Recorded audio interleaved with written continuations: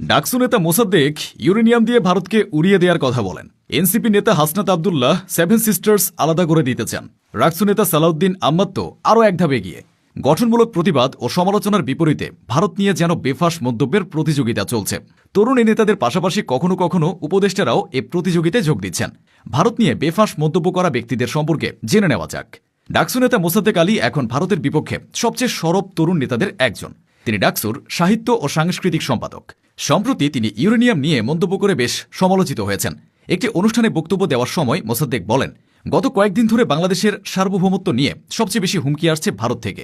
তারা কথায় কথায় বলছে যে আমাদের পারমাণবিক দিয়ে উড়িয়ে দেবে, কিন্তু তারা জানে না বাংলাদেশের কুলাউড়া পাহাড়ে যে পরিমাণ ইউরেনিয়াম আছে সেটা যদি আমরা উত্তোলন করতে পারি ভারতকে অসংখ্যবার ধ্বংস করে দেওয়া যাবে। মোসাদ্দেক বলেন, কিন্তু আমরা কোনো ধ্বংস চাই না। আমরা চাই এমন এক সরকার যারা মৌলভীবাজারের এই কুলাউড়া পাহাড় থেকে ইউরেনিয়াম তুলতে সক্ষম হবে। ভারতকে ইঙ্গিত করে মোসাদ্দেক আরও বলেছিলেন, একটা কথা আছে, প্রতিবেশী কখনো বন্ধু হয় না। কারণ প্রতিবেশী যদি বন্ধু হতো তাহলে সে প্রতিবেশী থাকতো না, এক পরিবার হয়ে যেত। সীমানা থাকতো না, কাঁটাতার থাকতো না। এর আগে হাদের পর মোসাদ্দেক ঢাকায় অবস্থিত ভারতীয় হাইকমিশন ভবনের এক একটা ইট খুলে নেওয়ার হুমকি দিয়েছিলেন। মোসাদ্দেক ভারতকে উদ্দেশ্য করে আরও বলেছেন, বাঘের লেজ দিয়ে কান চুলকানোর চেষ্টা করবেন না। তিনি এও বলেছেন যে ৭১-এর পর ভারত বাংলাদেশের সম্পদ লুট করার কারণে এ দেশে দুর্ভিক্ষ দেখা দিয়েছিল।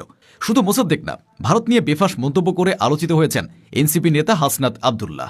ভারতকে সরাসরি উদ্দেশ্য করে হাসনাত বলেছিলেন, যারা বাংলাদেশের সার্বভৌমত্ব, ভোটাধিকার ও মানবাধিকারকে বিশ্বাস করে না তাদেরকে আশ্রয় দিলে আমরাও বাংলাদেশে ভারতের বিচ্ছিন্নতাবাদীদের আশ্রয় দিয়ে সেভেন সিস্টার্স আলাদা করে দেব।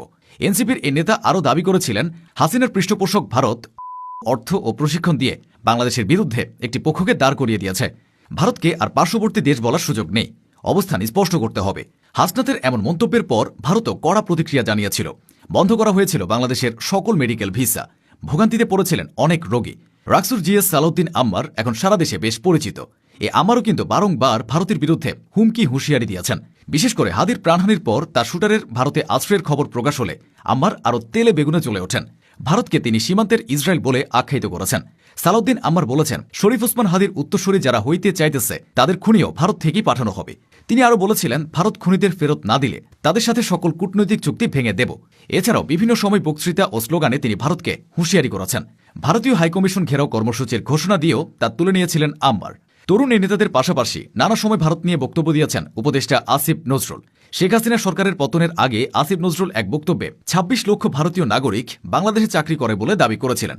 কিন্তু অন্তর্বর্তী সরকার ক্ষমতায় আসার পর উপদেষ্টা হয়ে এতদিনেও সে বিষয়ে কোনো দালালিক বা তথ্যভিত্তিক প্রমাণ তিনি দিতে পারেননি। তবুও অন্তর্বর্তী সরকার এসে ভারতের আধিপত্য থেকে বাংলাদেশকে মুক্ত করেছে বলেও উল্লেখ করেছেন আসিফ নজরুল।